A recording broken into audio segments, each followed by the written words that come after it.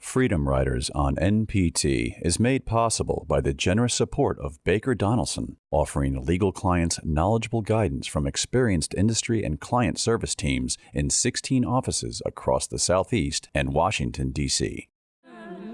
Buses are a-coming, oh yes. In 1961, the Congress of Racial Equality set out to test a 1960 Supreme Court decision that outlawed racial segregation in interstate bus terminals and restaurants. 13 riders, black and white, boarded buses in Washington, D.C. for a trip through the South to New Orleans. The plan was to openly disobey the Jim Crow segregation laws throughout the trip. By the time the original 13 reached Birmingham, Alabama, one bus had been burned, riders had been beaten, and no driver could be found to continue their journey. I was dispatched by the Attorney General of the United States to fly those Freedom Riders safely to New Orleans, which I did. And then an extraordinary group of college students here in Nashville, kids really, took it upon themselves to complete what CORE began. These young people, trained in nonviolence, left Nashville in bus after bus, heading south. Many of us told them to turn back, that this was not the time. This was not the way to change society. The Nashville students were beaten, arrested, put in jail. But they ultimately showed that we were wrong and they were right. That was the time, that was the way, and they changed the South and our country.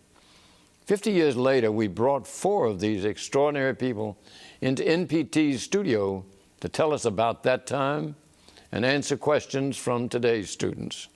Our panel includes Dr. Rip Patton, Susan Wilbur Walmsley, Dr. Catherine Burks-Brooks, and Matthew Walker. We started the conversation by asking them why they left school to pick up where the original Freedom Riders left off. Well, I think we have to start with the sit-ins. I would go all the way back to late 59, early 60s, when Lawson came to town and was having workshops and instilled within us about our fellow man. And instilled This is Jim Lawson. Jim Lawson. Who at that time was at Divinity School at Vanderbilt. Yes, and instilled in us about your fellow man and turning the cheek and all that we read in the Bible. And of course we had our sit-ins. We were successful with our sit-ins, which drew us closer together. We had a close-knit family of students. And so when Diane said that we would continue the Freedom Ride, that was no problem. That was brothers and sisters. That's Diane Nash, Diane Nash. You all had elected as your leader. Yes. And she was what, a Fisk? She was a Fiskite. Junior. And so there was no problem dropping out of school and getting on the bus and continuing the Freedom Ride. You say there's no problem about it, but you're right at the end of your school year. This is May. You're almost ready to get out of school, and this comes up. Was it any struggle in your mind about whether you should stay and finish your exams or go? I had no problems with it at all.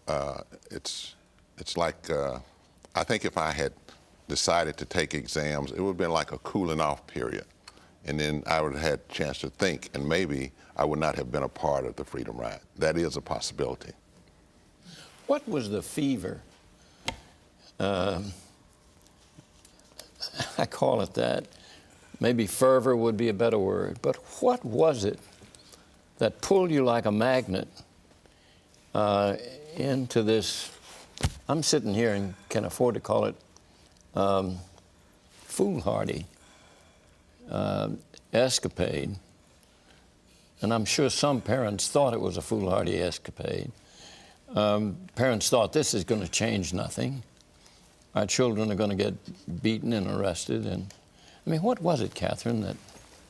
Well, with me, I would have to go back to when I was about 5 years old.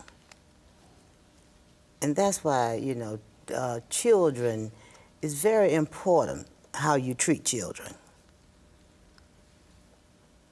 because they don't usually forget. So what I mean by that is that I can remember my mother taking me downtown to shop. And she, when white people would approach us, and I'm from Birmingham, Alabama, when white people would approach us, she would pull me in front of her. And I resented that. She pulled me in front of her so they wouldn't bump me. And so when I got to the 5th grade, I had to leave my little area and go across town to school because there were no school in my area that I could go to. My little 4-room elementary school went to the 4th grade. 5th grade, I had to go across town. And there was no school bus. So I had to get 2 buses. And that was from the 5th grade through the 12th grade. And so when white people would approach, if they didn't move, then we bumped. So I said that I had been bumping white people for a long time. And usually they would, you know, step aside or we bump. Now, it may have been different if I'd been a boy. So now when the sit-ins started, so I was ready. Matthew, son of a doctor, distinguished doctor in Nashville. You're at Fisk. Mm-hmm. Did you sit in on the early workshops that Reverend Lawson conducted in the church? Yes, as a matter of fact, I couldn't miss those workshops because they were conducted at the church which I had been attending all my life. Clark Memorial United Methodist Church. Jim was a Methodist minister, and so he started his workshops right there at Clark Memorial, 14th and Phillips. And in coming to church every Sunday, I learned about the workshops and started attending in 59 and fall of 59. Now, still, you're very young. Fair to call you a child, even. Mm-hmm. I'm sure both your mother and father thought of you still as a child. Mm-hmm. Just think of it as a boy sitting at that counter, that mock counter. Did you ever imagine, as you were sitting there listening to your friends prepare you for the violence that might come? They heaped abuse on you, shouted slurs and insults at you. Some of you were pushed over the counter. Some of you were slugged by your friends to prepare you to take this with nonviolence. Did you ever believe the reality of the moment would come, or was this just an exercise, a Jim Lawson exercise to make you think more deeply? That's an interesting question. I believe we all thought that we were training for something, but the day that we were supposed to start sitting in was a little later than we actually started, because February 1, 1960, the 4 students sat in at Greensboro, North Carolina, and this was the first sit-in the country had seen. Now, you were already in training. We were in training on February 1, 1960. When their sit-ins occurred. Sit-in occurred. This gave us a little spur, and we started talking about, they've done it, let's get started here. There was some difference of opinion between the young and the old. There was always some creative tension, you might say, between the younger people and the older people. So we finally began to sit in on the 13th of February. And that was a little less than 2 weeks after Greensboro. And what's interesting about Nashville is even though we started our sit-in later than Greensboro, we achieved integration here in Nashville about 2 months before Greensboro did, where it all started. Susan Wilbur, as you were, Right. You were at Peabody. I was. These students are across town going through workshops. How'd you get involved? Well, actually, students came to talk to us. And I don't know if Catherine was No, with I them, was not with them. but students came just to talk to us, and they said that they were doing at that time, Students from the African American universities. Right. At that time, I think were the stand-ins. I think the sit-ins had been possibly the year before when I was actually a senior in high school. And the stand-ins were focused toward the theaters. The movie theaters. And to get into a theater then, if you were black, you had to go around the alley, buy a ticket up 2 flights of stairs. Correct. And sit in a segregated balcony. So Yes. this is where you came into it. And so they came to talk to us, and we got interested. I don't know if we completely knew what what we were getting into, but we just felt like it was the right thing to do. My sister and I both participated in the stand-ins, and then, as Rip said, we all kind of got to know each other. This was unique for me because I grew up in Nashville, and I was a white Southerner, so everything was segregated. I knew basically no black kids. We were kids then. At all. And so when they came to talk to us and we thought more about it, we had seen a little bit of it happening when as I said, I was a senior in high school. My mom, I remember, came home very upset one day because they'd had maybe the first sit-ins and there'd been some violence, but not bad violence, and she was terrified. She said, "I'm afraid there's going to be violence on this and somebody's really going to get hurt." But I was a senior and I was thinking about the prom and things like that and not really tuned in too much. So I didn't really get involved until I was a freshman, and my sister was a junior at that time. But we got to know each other, all of us, and we really did become a family. It suddenly dawned on us, I think, how terribly unfair it was. And we didn't have to experience as white people ever, I think. I think everybody involved, anybody who's white that was involved in the movement does need to clarify the fact that we still couldn't, in some ways, not ever experience what it was like to be black and what it had been like for you growing up, all your lives. So, because we could always kind of go back to our neighborhoods, we're going to have a conversation with the audience during our meeting here, and I always find better questions come from the audience when I moderate than come from me. And I see we have our first one. Yes, this question is for you, Miss Susan. I was wondering, when you decided to participate in the Freedom Rides, how did your family and your friends react to it, since you came from a white family and all that? Okay. Well, actually, I'm glad you asked that, because one of the things I noticed that Jim Swerg in the documentary, The Freedom Rides, was talking about how much he thanked his parents. My dad died when I was only 4, so there was just my mom, and she was a commercial artist and worked actually for Mr. Seigenthaler's paper, drawing fashions for Harvey's department store. She was actually, in my mind, in a lot of ways, the hero in this as well, because she did support us. And my son Jonathan is in the audience today. He drove up from Charlottesville. And I think sometimes about how terrified I would be if he told me that he was going to do something like this. I know she must have been horribly frightened, and she had a lot to lose. She could have lost her job. We lived in a neighborhood where nobody understood this. And yet she said, "Well, I've always taught you that certain things are right. I guess I can't really tell you not to do it now." So she was supportive. Were most of your friends also against it, or were they for it? Strangely enough, by the time I was in college, I had a couple of really close friends who were in agreement and supportive, which was nice.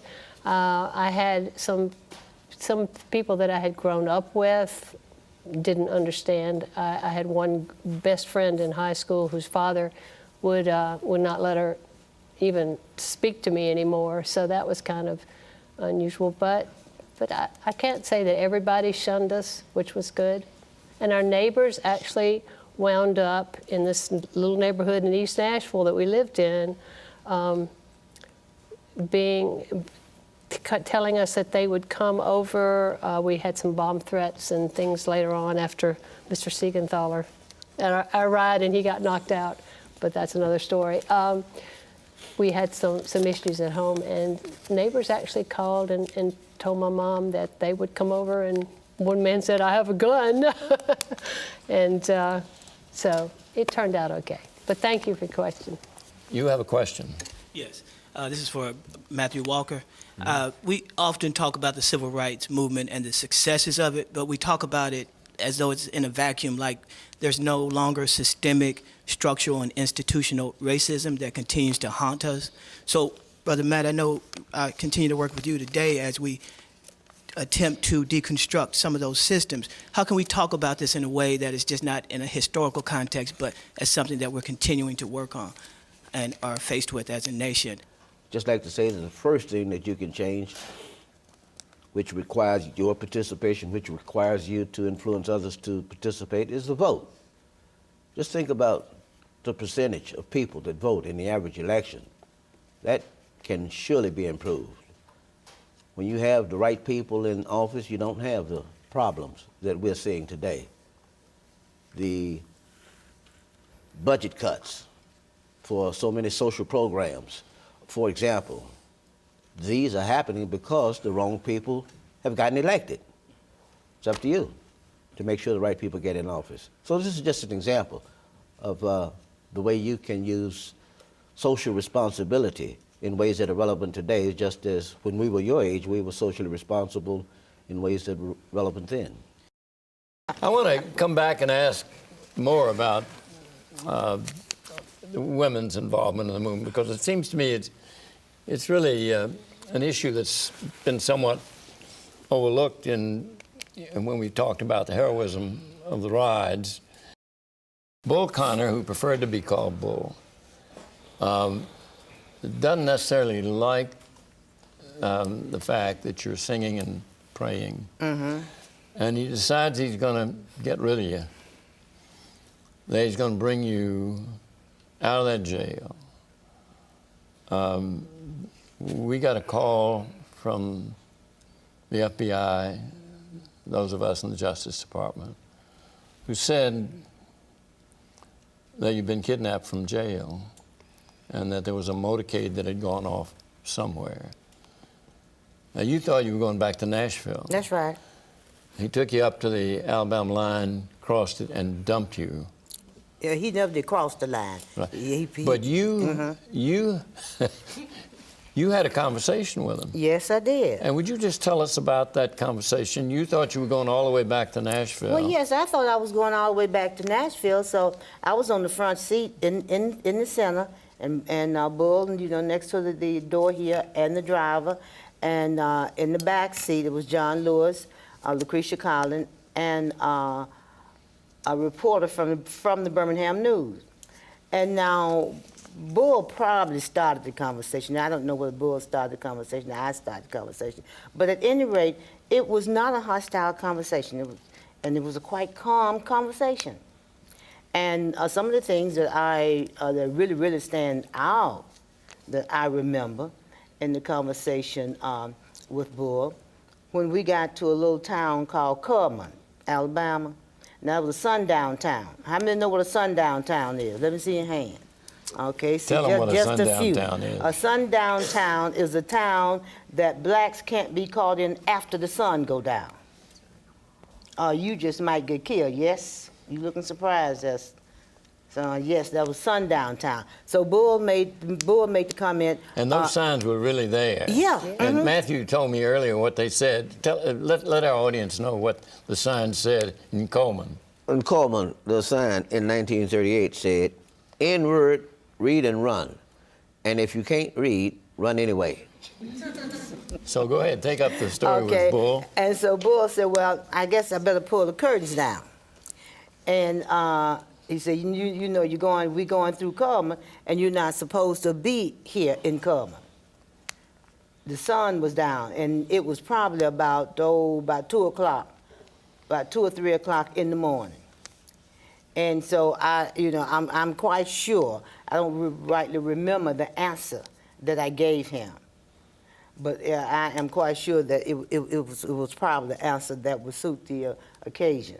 Somehow we got around to the 1948 convention, Democratic Convention. Now, how many know what happened at the 1948 Democratic Convention? Let me see your hand. Okay, let me tell you what happened, just 2 or 3 hands. Now, that's very important, what happened at because that's part of your history. All of you all, black and white.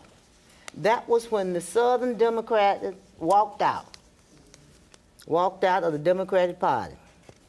And they started a new organization. How many of us have heard the Dixiecrats? I know everybody's head going up now. The Dixiecrats. They started the Dixiecrats.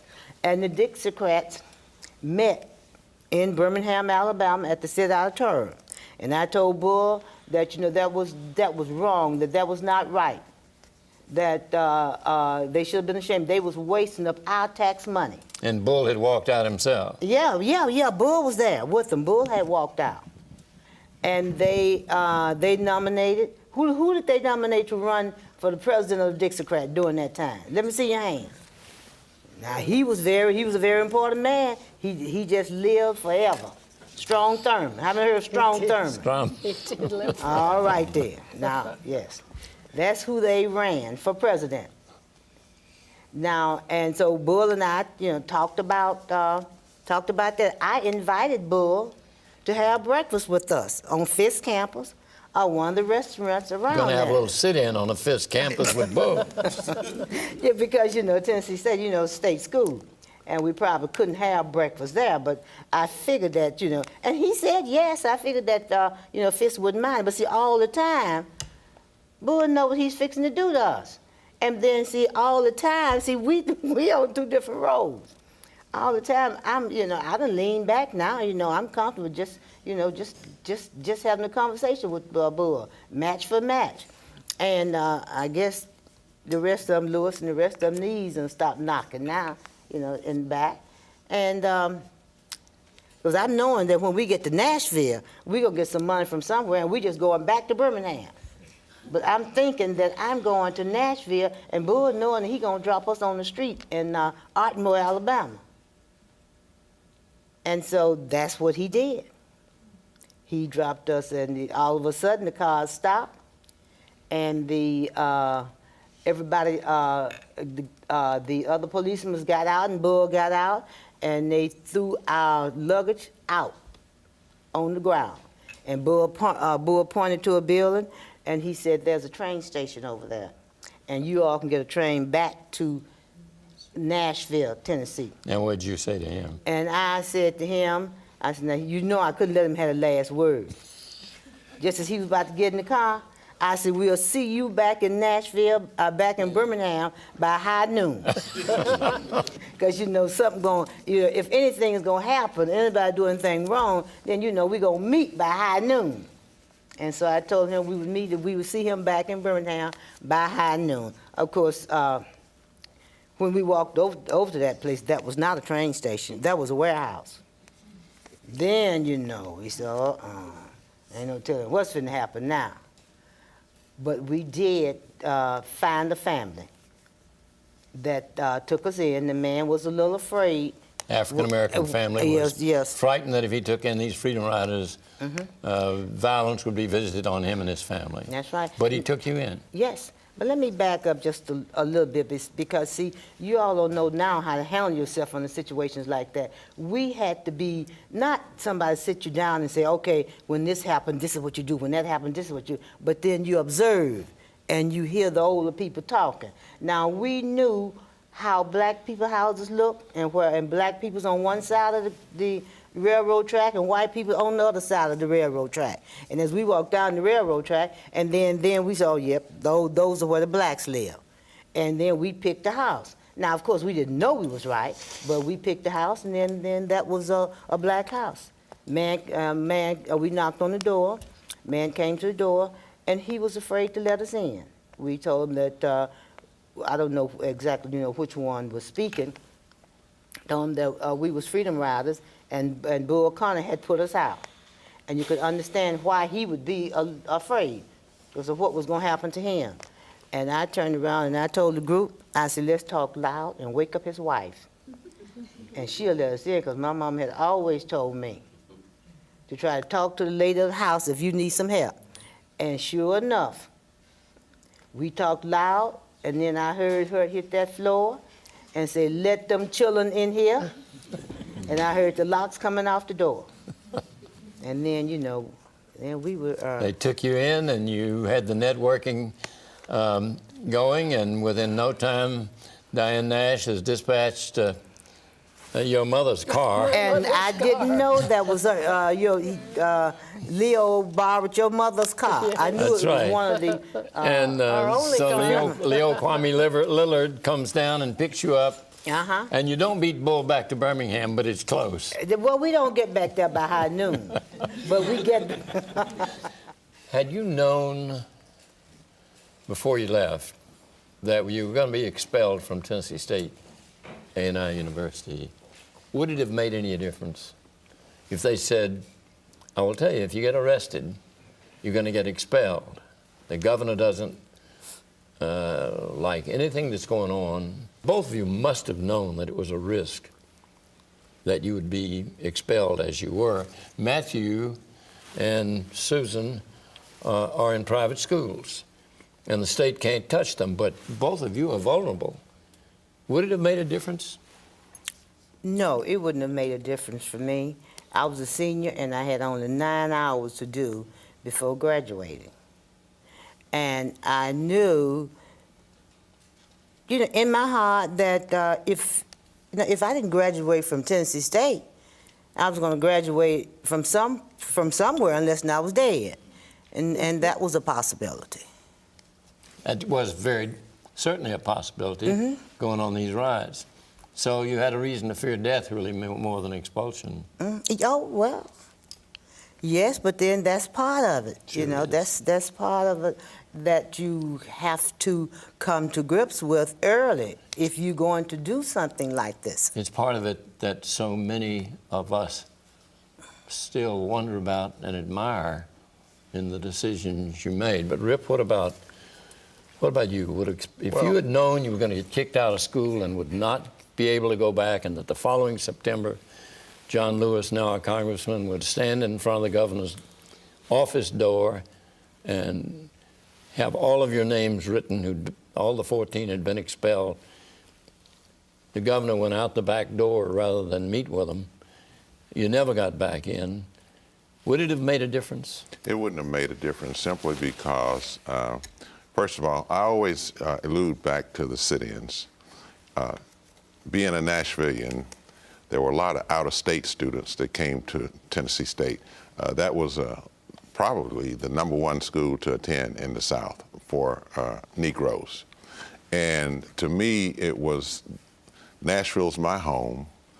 Why should I let an outsider who's coming to school go downtown, do the sit-ins, the stand-ins, swim-ins, or whatever ins that we were doing?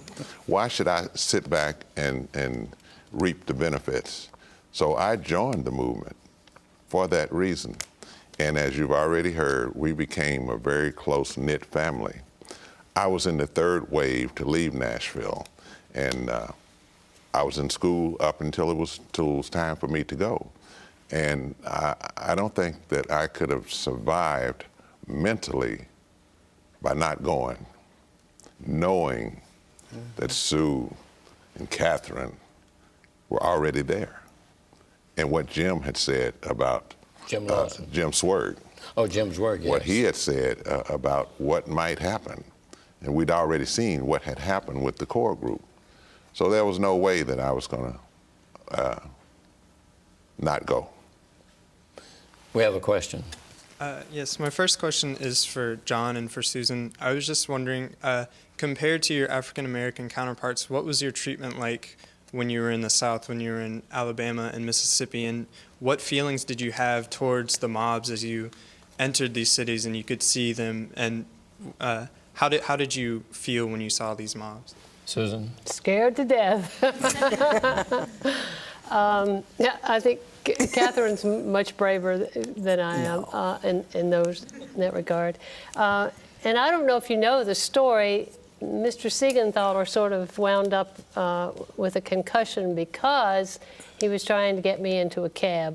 Do any of you here know the story at all? Okay. I had to apologize to him today because I haven't seen him since he was probably face down actually on the pavement, and I had to apologize for not getting in that car with him. So Thanks a lot, Susan.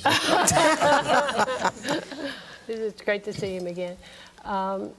But I mean, I had never experienced anything like that. Jim's Word is really got the worst physical treatment. Was a white ministerial student. Right. And I saw him get terribly beaten. In fact, I thought that he was dead because I saw him, you know, just go down and saw people beating on him. And this was before Mr. Seigenthaler tried to get us in the car. I had never experienced, I'd never even seen anybody, you know, fist fighting. I mean, you see things on television, but it's not real life. And so we had the stand-ins and the sit-ins in Nashville, but the stand-ins anyway, we got called a lot of very nasty names and things shouted at us and so forth, but there wasn't a lot of physical violence. I don't know why, but there wasn't.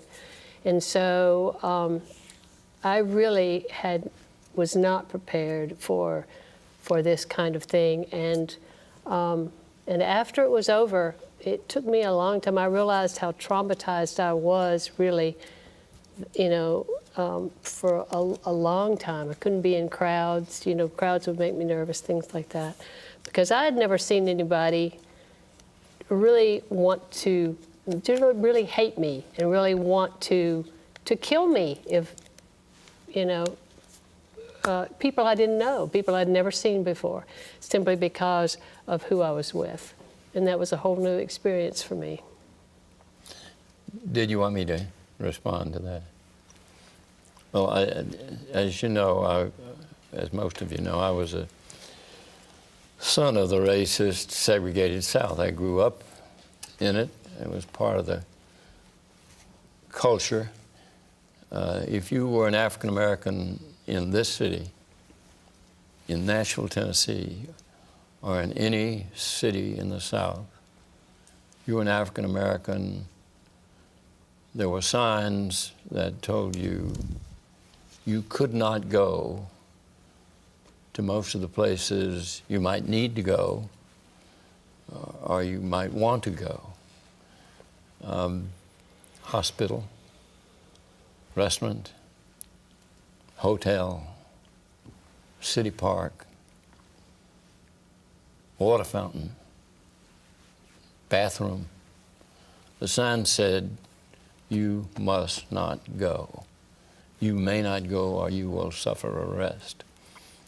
And I grew up in that culture, sat on buses, watched the counterparts of Rosa Parks get on those buses late in the afternoon, carrying bundles, who knows, bringing home the washing from some white woman's household, maybe my mother's household.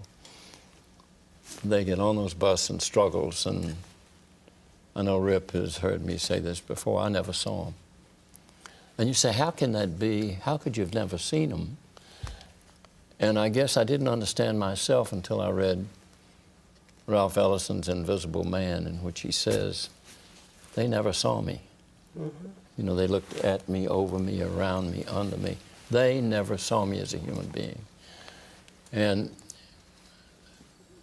where I am now, looking back on it, I wonder what my parents were thinking, not to explain to me the injustice and the indignity of that.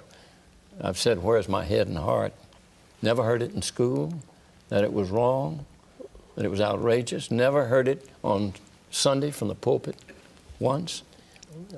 And that's the way that I would answer your question by describing just how viciously, venomously racist this city was. But they know it far better than I. Matthew, you came up in this city. Your father, a distinguished doctor, entitled to every accolade a medical professional could earn, and still he had to suffer that sort of racist exclusion. And you were his child. And you came along, and how did he feel about your going? My father fully supported my participation in the sit-ins and the Freedom Ride.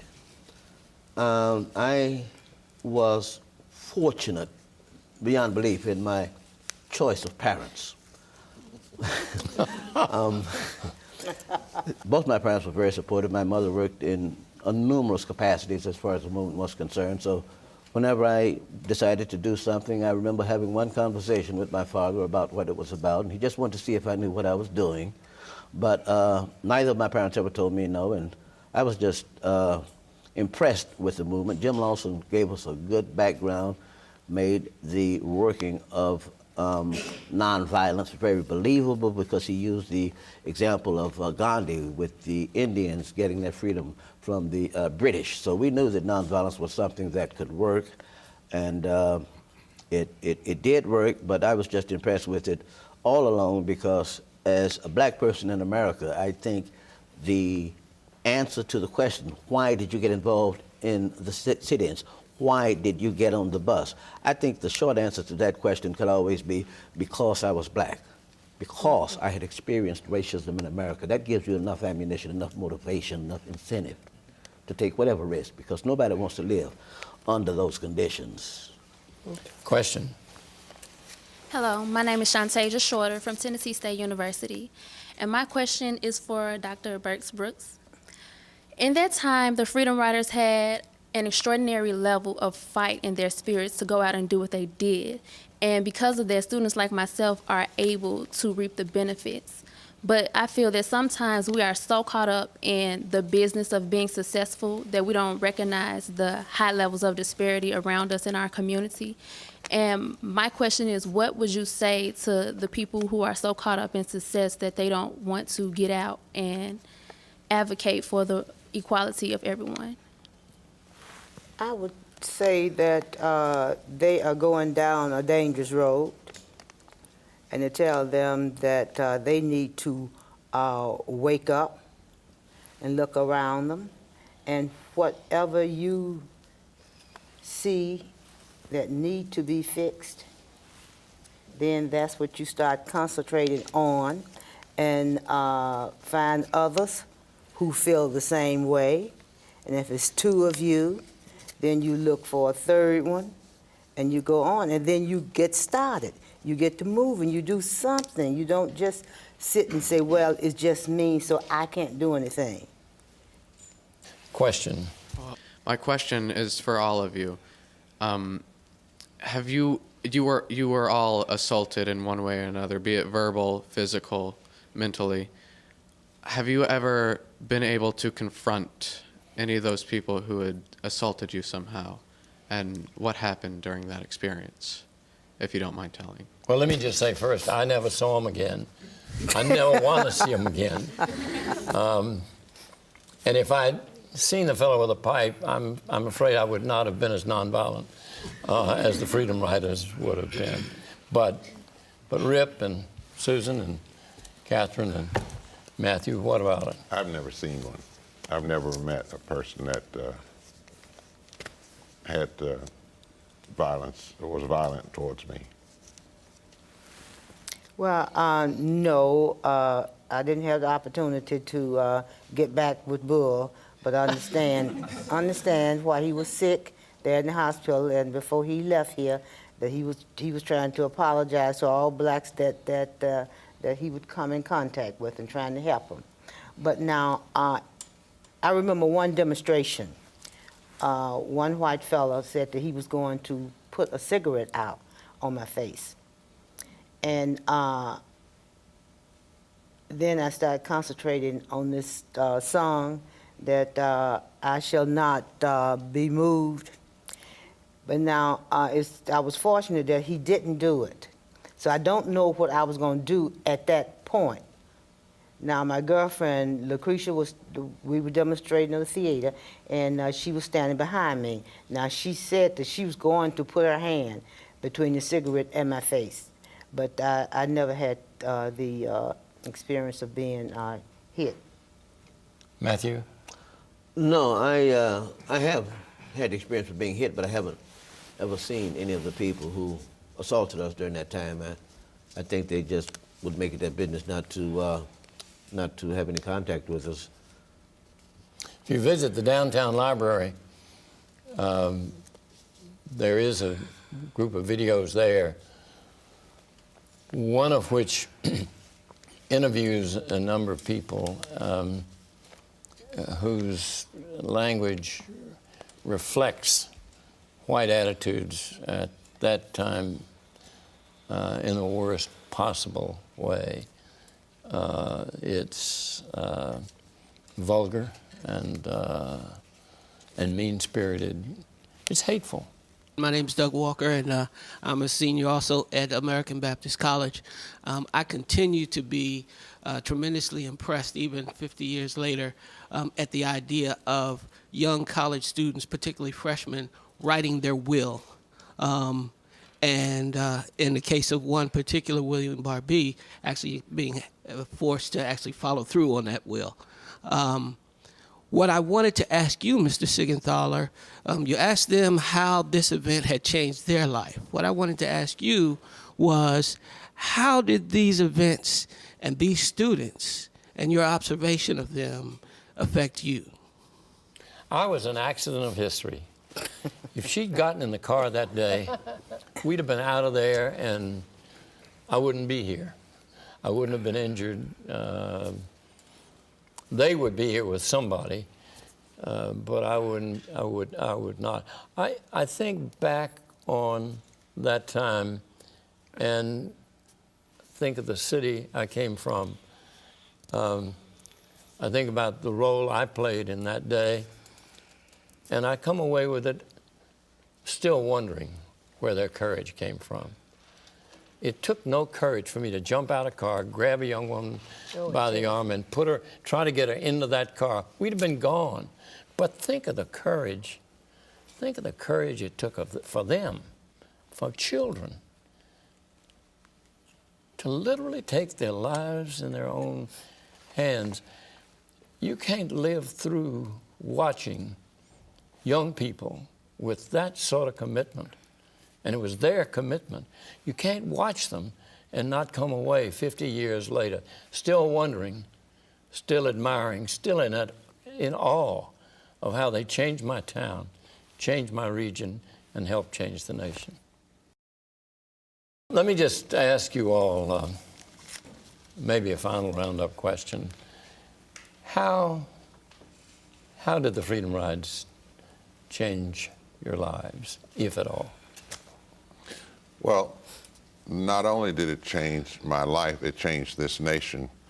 A lot of things came out of the Freedom Rides, and with people getting out of jail and not just going back to their homes and saying, okay, we did it.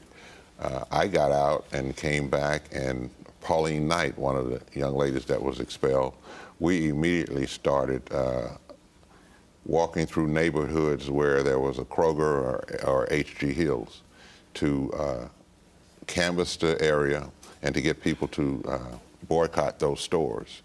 And we worked on that particular project. Some people did other things. And so...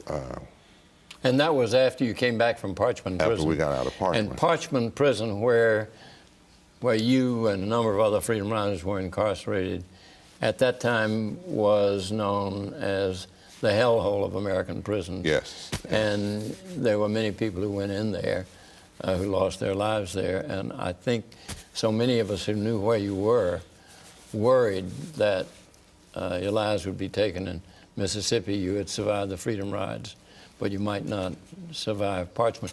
Before we move on, just say a word about Parchman and how the life was there, because I'm not sure people really grasp the depth of the punishment that was visited on you as a result of your courage?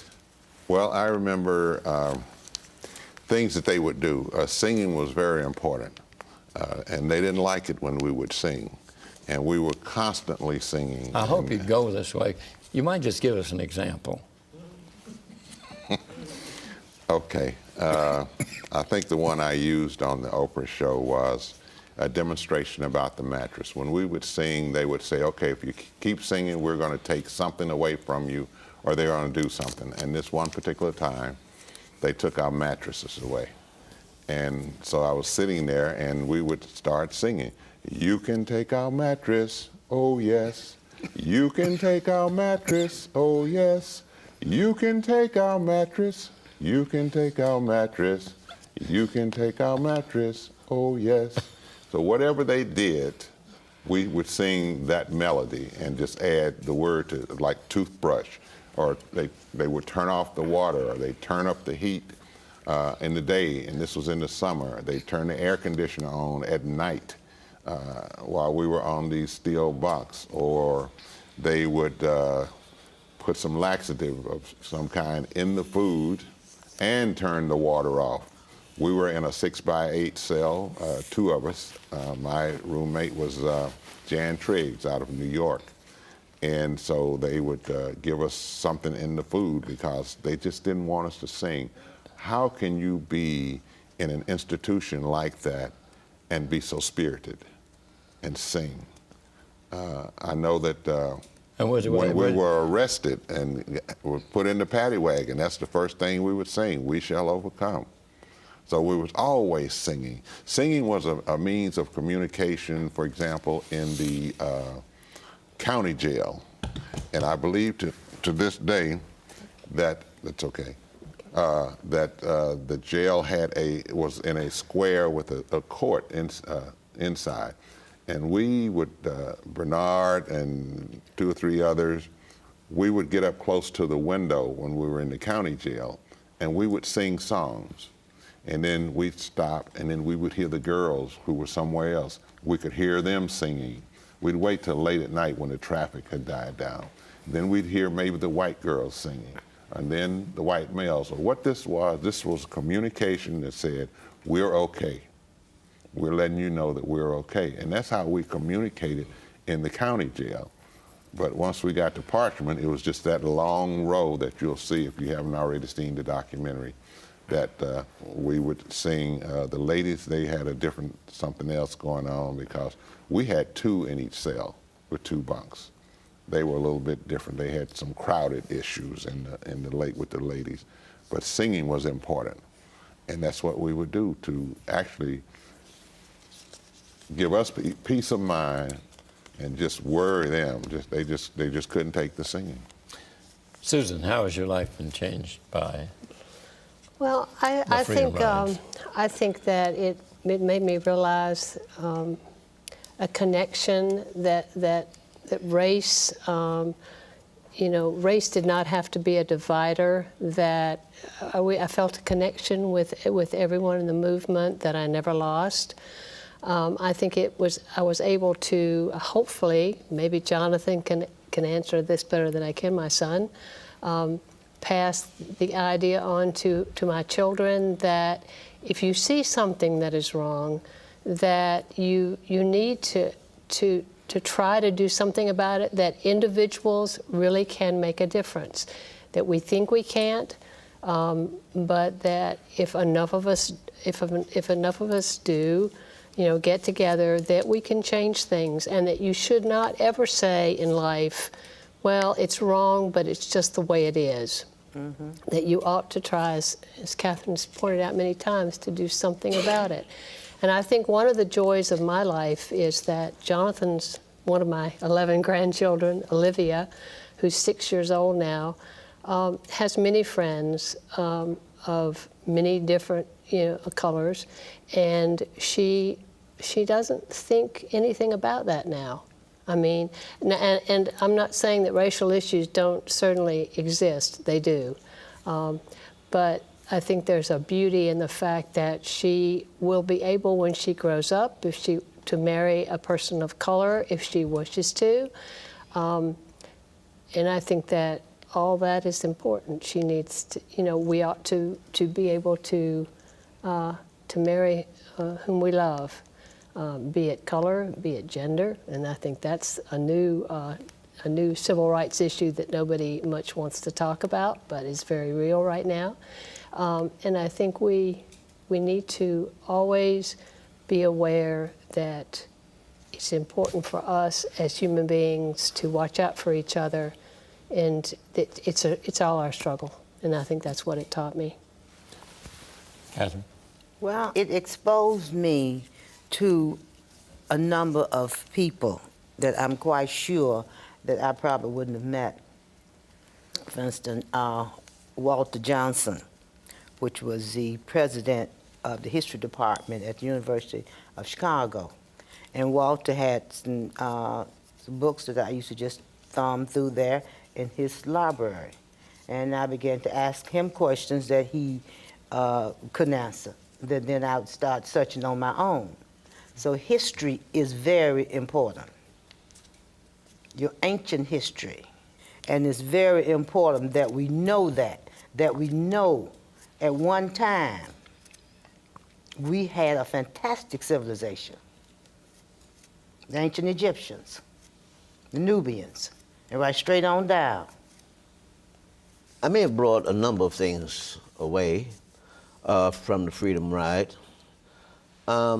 One is that it showed me that in spite of the level of hatred we saw with the behavior of some of the locals in Alabama and Mississippi, that there is overall a great moral compass in this country, and that if you were to look at, shall we say, the soul of America, I think it is because of that soul, because of the Christian basis this country is founded on, and those things that survive to this day. It was because of the fundamental belief in Christian-type principles that the nonviolent campaign was able to be successful. I'm not saying it was easy, but I am saying that nonviolence struck a chord with the majority of Americans. Mm-hmm. I would say that I also learned that a few people can make a big difference. Mm-hmm. You don't have to have a great amount of money, huge resources to make change. And that's something I think is as true today as it was 50 years ago. On a personal note, one of the things that the experience taught me is that one can overcome fear, because I believe anybody who participated in Freedom Ride sit-ins and said they weren't afraid, I think they're not being truthful. I think we were all afraid, but it was a question of overcoming that fear. And I think that's a lesson which has lasted to this day with me in terms of being able to deal with whatever fear I may face. It's a question of not letting fear rule your life. And I also think that another thing that the experience of the Freedom Ride and the sit-ins taught me was that you can learn from other people, because one of the things that made what we did successful was that we actually inspired each other. To see somebody else willing to take the risk that you were willing to take, I think is something that gave each of us added courage and the will to go ahead and take this chance, see whether or not this is going to work. Don't worry about the fact that somebody got hurt. Try anyway. And other people felt the same way. And I believe that's where the singing came in too, because singing was a way to reaffirm among ourselves that, yes, I'm on board with you, and it was just a way of communicating some of the things that caused the bond to develop between us, simply because I believe that there was a level of mutual respect with everybody, because here was somebody else willing to do these things. I'd like to close, if you don't mind, with a deeply personal story. I have a grandson, and two of you have mentioned your grandchildren, and Jack Seigenthaler is his name. And when I go up to visit, it's used to be my job at night to read him a story. He now reads to me. But when Jack was 5, I was visiting over Thanksgiving. Went up to read the story, and his father, John, came in and said, "Now, Dad, long day today, Thanksgiving tomorrow, another long day, one story. Read Jack only one story. Jack, do you understand? Grand is only going to read one story." "Yes, Dad. Yes, son, one story." So I read, and at the end of it, he said, "Grand, Dad said you could read me one story, but you could tell me another story." I said, "Fine, Jack, but it'll have to be quick." And he said, "Well, we were watching television, and we saw a documentary on the Freedom Rides. And we saw a man, he was bald-headed, but he was an actor, and he was playing your part. And Mom and Dad, when I asked them about it, told me to ask you." And I said, "Well, it will be quick, but it's a story with a happy ending." One day in Montgomery, Alabama, there was a mean, angry, hostile white people who didn't want to let black people ride the bus.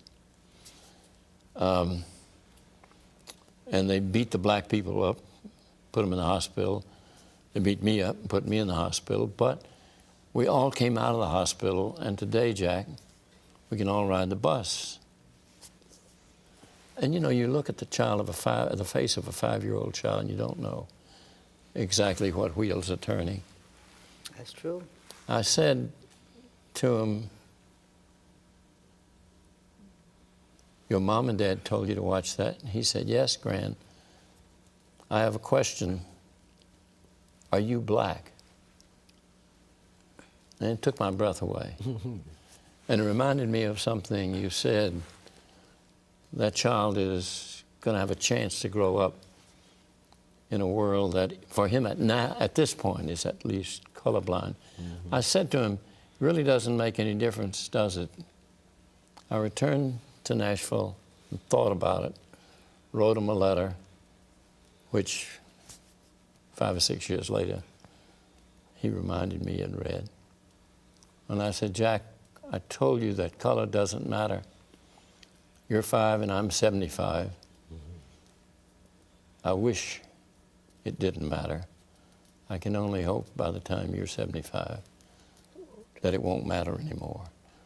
And you know, when I think of what Channel 8 is doing with this program, when I think of what Oprah has done with her program, when I think of that national book and video documentary on the Freedom Rides, really makes me think that we won't have to wait till Jack's 75 before color won't matter. Thank you all very, very much. Thank you. Rolling in the Jackson, oh yes. Rolling in the Jackson, rolling in the Jackson. Buses are a-coming, oh yes. Freedom Riders on NPT is made possible by the generous support of Baker Donelson, offering legal clients knowledgeable guidance from experienced industry and client service teams in 16 offices across the Southeast and Washington, D.C.